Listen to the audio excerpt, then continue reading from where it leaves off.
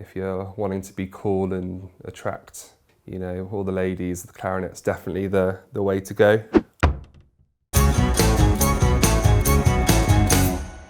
I'm Matt, I play the bass in the Odd Foxes as well as sing. My first musical memory is probably sat at home at the table listening to my dad's old records. He had a huge eclectic mix of CDs sort of from the 50s and 60s, so I think it was at that point that I just really got into loving all things music, really.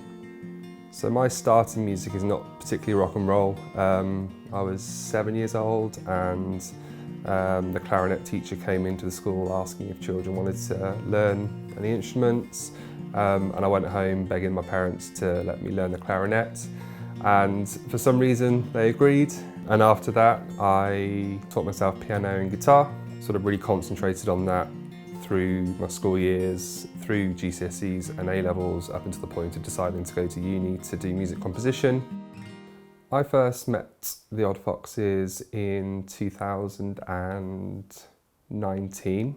Rebecca, who I already knew outside of the Odd Foxes, mentioned that the band were looking for a bass player. And I said, that's nice, I don't play the bass, but I can think of people if you want. And anyway, we got chatting and I listened to some of the stuff, tried playing some of the things on the bass. Kind of clicked, you know, went to some rehearsals, was accepted into the family, and and then the pandemic hit, so everything kind of paused. But it was really useful for me to kind of get up to speed with the band, learn all the material.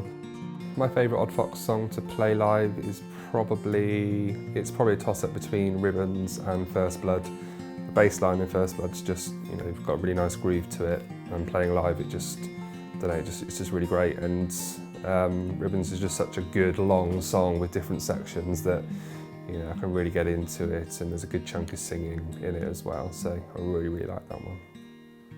Recording the album for me was quite a mixed experience. A lot of the recording I've done before that has been at home by myself, kind of full control of it. I can do as many takes as I like, but obviously going to a studio, being in the hands of someone else was, you know, both scary but also amazing at the same time, and just amazing to kind of be amongst other people who know so much about music and music production, learnt so many things, and obviously the end result is what we think is a really good album, so it was a really positive experience on the whole. My favourite track on the album, I think, is probably Ribbons. I don't know, it just kind of epitomises everything about folk rock to me, and it's never the same twice either. There's a lot of kind of nuances in it and things that kind of change from performance to performance, so that's a really great one. Personally, I'm really proud of the album. You know, it's taught me to learn an instrument.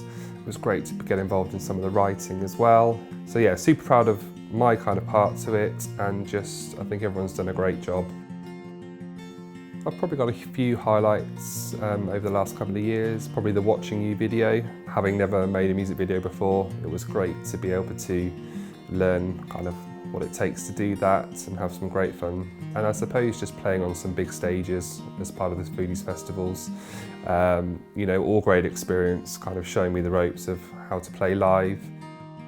In terms of the future, I think I'd like to see the Odd Foxes just grow in terms of their reputation, and for me that just means playing lots of live venues and getting people who want to come and see us play. That would be my kind of ideal, really. And I think I'd just like to see the album do well. I'd like to see people kind of buying it and hearing their feedback, hear what they think about it, and then get started on some new material. Is there anything you want to add? No, that was perfectly awkward enough already.